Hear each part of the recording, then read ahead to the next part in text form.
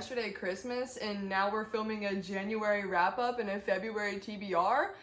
Where has the time gone? 2024 literally feels like it is zooming by. I feel like we didn't even have the month of January. Honestly, can't believe it's February. I literally am so excited for this month. I think we have some of the most anticipated releases happening this month that we have had in years. Let me not waste any more time because I'm so excited to tell you about these TBRs. I have literally the best video coming for you today. So let's wrap up January and then we'll get into those new releases coming out. So we're gonna go ahead and we're gonna cover audiobooks first. And the first book that we have was Kai K, and oh my god, this book, I'm actually so nervous to even try to describe this book because I don't want to do it an injustice. It is so good and I feel like I'm just gonna butcher it. I gotta try to describe it to you, so here's my best attempt. Let me just not ruin this book for you with that absolute trash description of this book. Jesus Christ, that was the most horrible description I have literally ever given. I mean, seriously, look at my stupid finger quotes. Like, what am I even doing here? Okay, so this is a life story of a girl who is forsaken by the Hindu gods and gains magical powers that allow her to change the course of not only her life, but others' lives around her. And the gods obviously don't like her interfering with the paths that they laid out for other people, so she's basically in this battle with herself and the gods throughout her entire life. This is a Hindu mythology, so there are so many cool gods that you get to meet and adventures you get to take, and it literally just felt like an absolute roller coaster, but in the best possible way. I'm honestly depressed sitting here thinking about how bad I probably am butchering this for you, but this is one of those books that you just have to trust me is one of the books that you just absolutely need to read in your lifetime. I mean, if you don't trust me, just look it up on Goodreads. It has excellent reviews for a very good reason. This book is so good. I honestly felt such a huge book hangover after reading this book, and I didn't even read it. I listened to it. So imagine putting the time in and reading this book, the amount of hangover that you're gonna get from this. I honestly felt like I was mourning for this character at the very end of it because I just couldn't be in her world anymore, and I had become so literally emotionally attached to this character that it was honestly pretty depressing to see the story end. This is a Hindu mythology, this is fantasy, this is a religious retelling. It was an absolute 5-star for me, literally a complete banger. It was so good. I will be recommending this book to literally everybody that I speak to. I could not order the physical copy fast enough. Highly, highly, highly recommend. Please read this book. It's life-changing. So next up, I listened to the entire series of You by Caroline Kepnes, and this,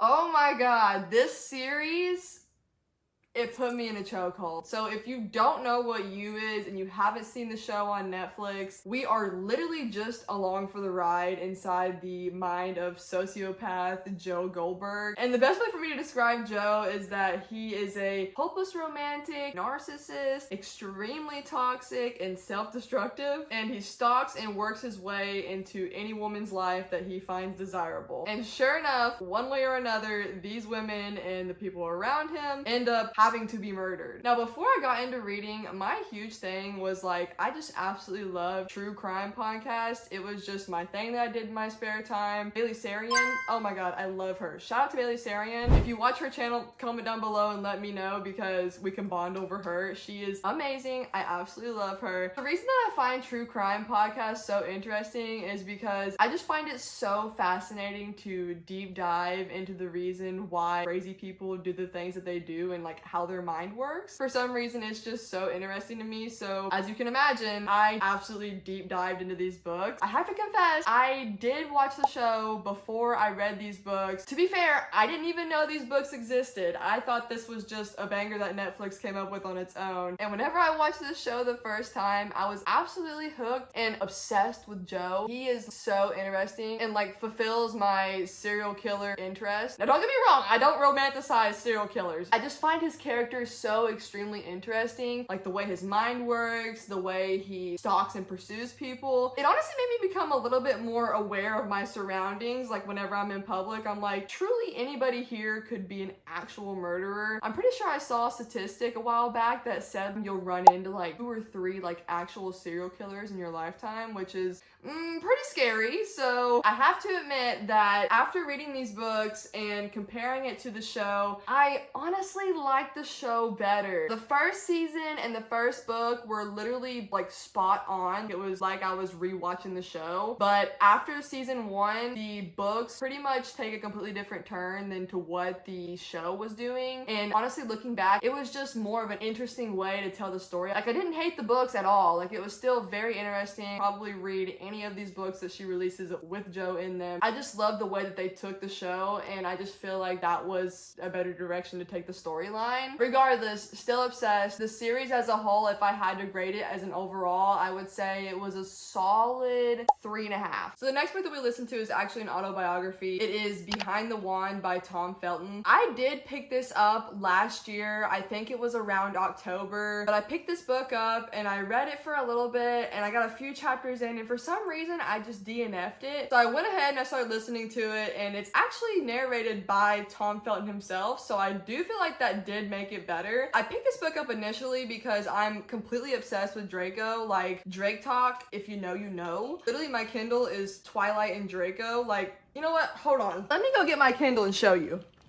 Okay, this is my current sticker arrangement, and as you can see, we have my man's Draco and my dad Eddie Boy. But yeah, I'm actually obsessed with Draco. I have him all over my laptop as well, but the best way for me to describe the story is that it's a deep dive into Tom Felton's life and what it was like being Draco inside and outside set, and how people treated him because he was Draco. And then it also had some of the struggles that he dealt with just being an actor in general. And honestly, I really enjoyed this autobiography after listening to it. Again, I don't know if it was because Tom Felton was reading it to me, it made it better, but I really didn't hate this book as much as I thought I did initially. I would say this book, with Tom reading it to me, was a solid 3-star. I didn't hate it, didn't love it, but I respect Tom as a person, and the writing wasn't terrible, and again, he's reading it to me, so it kind of made it better. Draco is daddy, so we're gonna go ahead and we're just gonna give it a solid 3. So the last book that we listened to was The Wishing Game by Meg Schaefer. Now, I just mentioned this book in my spring reads video, so just hop on over there if you want to deep dive into it, because I'm just going to give you a little bit of a brief description of what this book is about. This book is following a teacher who gets a letter in the mail from her favorite childhood author, inviting her to come and compete in a competition to have a chance to win a one-of-one book that she can then in turn sell for quite a bit of money, and she will be able to adopt this boy that she has desperately been trying to adopt for a long time, but hasn't had the funds to. This book is honestly one of those books that I feel like anybody could read because it's just so whimsical and easy to get through. If I had to describe it, I would say it's Willy Wonka and the Chocolate Factory, but with books. I wouldn't say it's my favorite book that I ever read. Still, it's a book that I feel like absolutely anybody could read, so for that reason, I'm gonna give it a solid 3.8. Okay, so moving on to books I read on Kindle. Starting out, I read Almost Surely Dead. This is one of my picks for prime reading, so I honestly had no clue what it was about. I just kind of picked it because it had high ratings and decided to go into it blind. This is following Duna, who is a pharmacist in New York, and one day Duna is attacked on the subway out of nowhere, and the guy tries to throw her onto the train tracks and kill her. She survives, and the attempted murderer gets put in jail and ends up dying in jail, and so she thinks, okay, weird, problem solved though, it's okay, I'm gonna get over it and I'll move on. Well, she actually ends up just keep getting attacked by random people, and the cops don't know what's going on, she doesn't know what's going on, so she's talking to one of her friends, and they end up trying to figure out what the root of this issue is, and it ends up taking us back into childhood superstition, and we realize that maybe it's not someone who's after her, but something. So this is a psychological thriller, kind of like a whodunit. This is also a multiple POV story, starting out when Duna was a child to adult Duna, and then some chapters are actually a true crime podcast where they bring on people that were in Duna's life before she went missing and interview them to see if they can solve the mystery on their own. But I liked the story pretty good. It was very short chapters, so it made me feel like I was flying through the book super fast. The only thing is that I kind of guessed the whodunit pretty early on, but it didn't take away from the story. It was still honestly really good. I really enjoyed the supernatural aspect of it. I thought it was super interesting. I was really invested in this character. So I'm gonna give this book a solid 4 stars. Okay, moving on to the singular physical book that I read this month was The Daughter of the Moon Goddess. This is another one of those books that I feel like I'm gonna do an injustice trying to describe it. So thankfully, I have already described this book pretty good in detail in my previous spring reads video as well. So again, just head on over there for a deep dive because I'm just going to give you a brief little description of what this is about. But this is following the daughter of the moon goddess who has to leave the moon in order to keep herself hidden from the celestial emperor and save her mom because her mom wasn't supposed to have her and her powers are coming to life, and so she's afraid that the emperor is going to discover her and then her mom's going to get in big trouble. So we follow the main character on this journey through the celestial kingdom, and it is completely epic. That's the only way that I can describe this. It is Chinese mythology, so like Kai K and the fact that it's a mythology book, but this is just, again, you're following the character throughout her entire life. It is so good. It's so descriptive. There is so many cool Chinese mythology things in here. I honestly can't say enough good things about this book. I again had a book hangover from this book. I highly recommend it. It is a thick girl, but we love thick girls, and she was definitely worth the time it took to read her, so definitely recommend this book. This is also another one of my 5-star reads. Again, if you want more detail of this book, please go and check out my other video. This is one of those books, again, that you just absolutely have to read in your lifetime, and honestly, I would be absolutely heartbroken if you pass this book and Kai K up because you don't get books like these every day.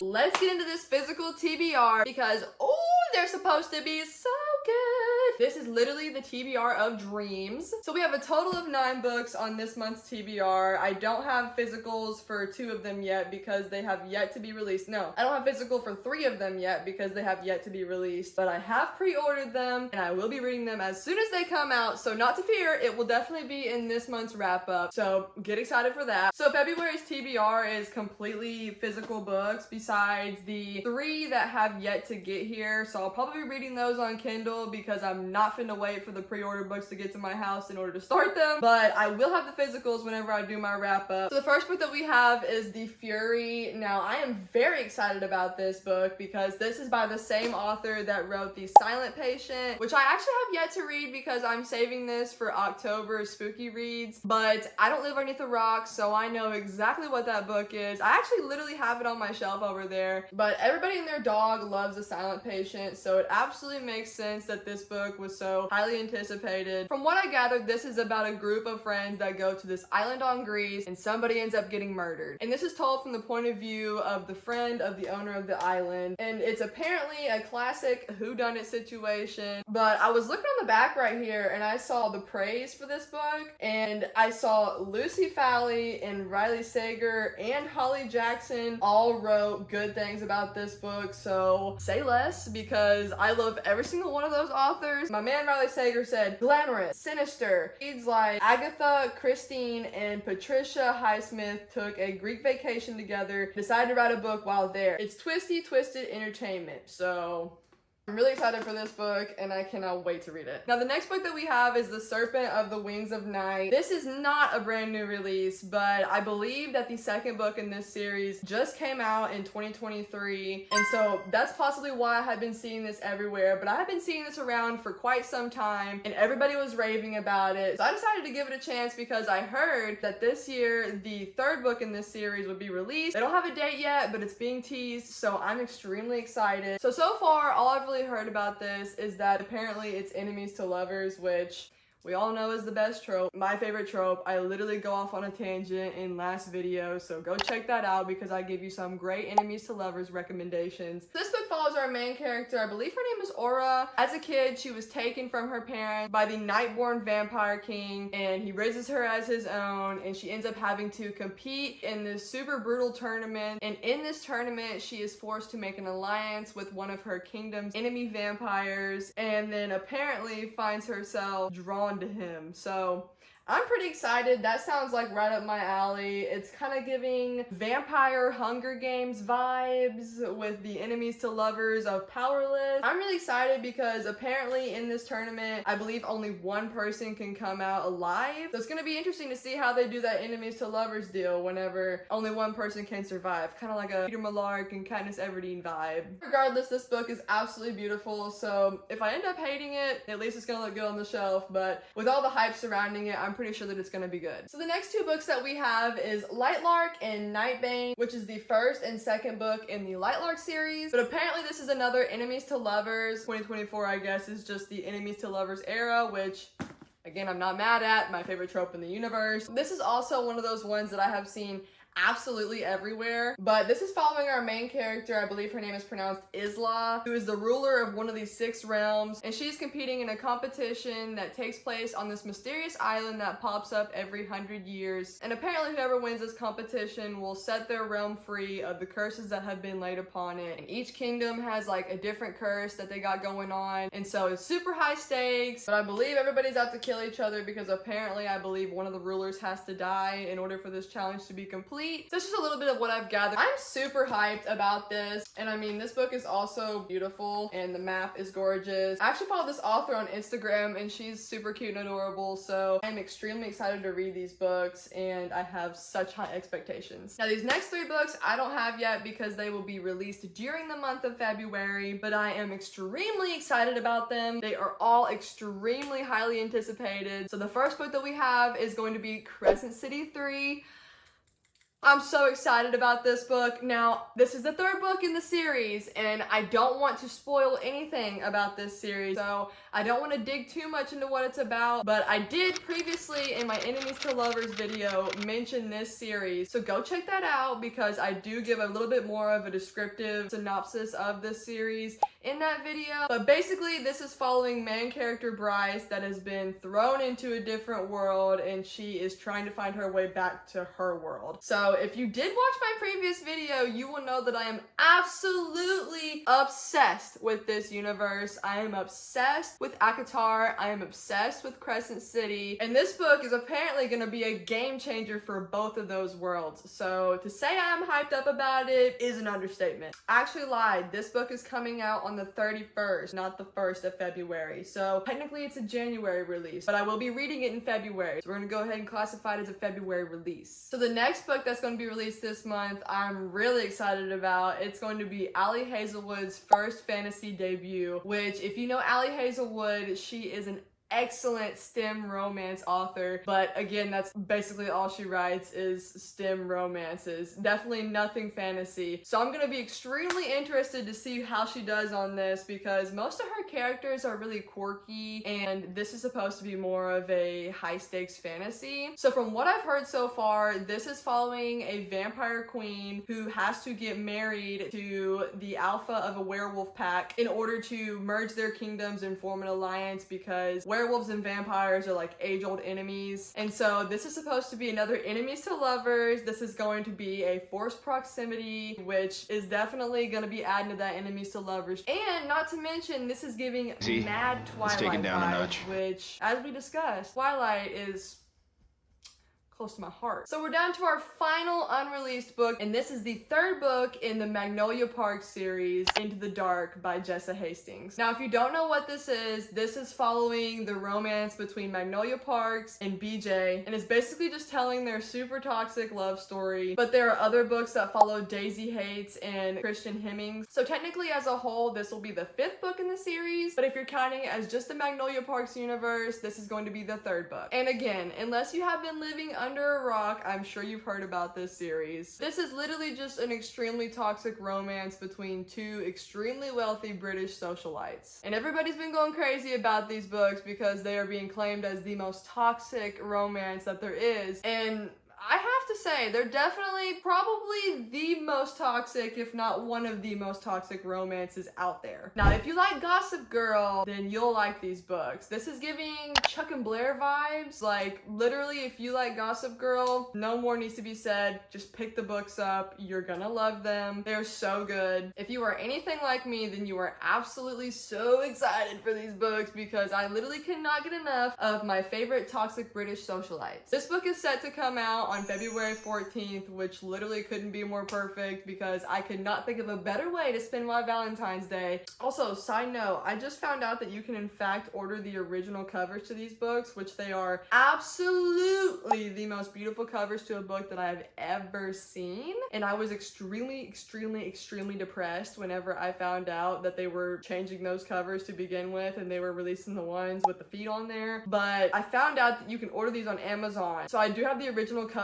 of the Magnolia Parks book, but I lent it to a friend, so I currently don't have it, but I actually have the rest of the series in the mail right now, and I cannot wait for the pre-order of Into the Dark to come out, and I hope that they continue on with these beautiful covers and that they have the option to buy those, because if I get the feet, I'd be pissed. All right, so we have 2 more books left. And the first book that we have is The Nightingale by Christina Hanna. Now, this book is extremely out of my comfort zone from what I've heard about it so far. So I'm excited, but a little scared to dig into this book. I did absolutely love The Great Alone by the same author. So I'm pretty excited about this book. So what I've gathered from this book is that it is set in World War II during the time of the Nazis and is following 2 French girls whose home is currently being invaded, and we're just following along on their story. I've heard that it is a completely heartbreaking story. I actually found out about this book and was recommended this book by a lot of my friends on Bookstagram whenever I posted a picture of The Great Alone by this author. Everybody was sending me messages being like, have you read The Nightingale? And I was like, no, do I need to? And they were like, yeah. And I was like, okay. So I picked it up, but I realized after I picked it up that it is not something that I normally read, and it is supposedly heartbreaking, which I've kind of been not in the mood to be sad, so I'm a little scared of this book, but you know, I'm a mood reader, so hopefully I just get in sad feels mood, sad boy hours, then I can thoroughly enjoy this book like it's meant to be enjoyed.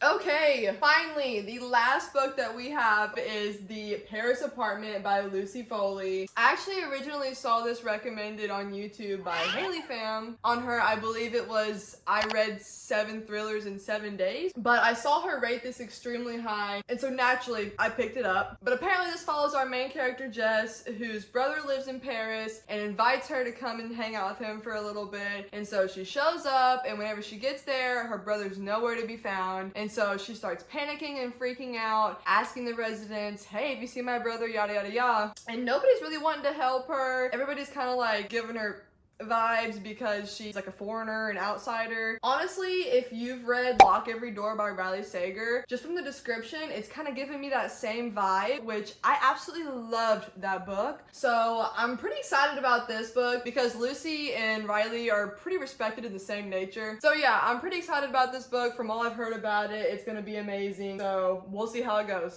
Well, that concludes January's wrap up and February's TBR. I am extremely excited to see what I think when it comes time to do February's wrap up and March's TBR. So you be sure to be on the lookout for that video because I'll be having it for you towards the end of February. As always, thank you so much for hanging out with me today. Your love and support really does mean the world to me. If you enjoyed this video, please consider liking and subscribing. Until next time, I'm coming for you.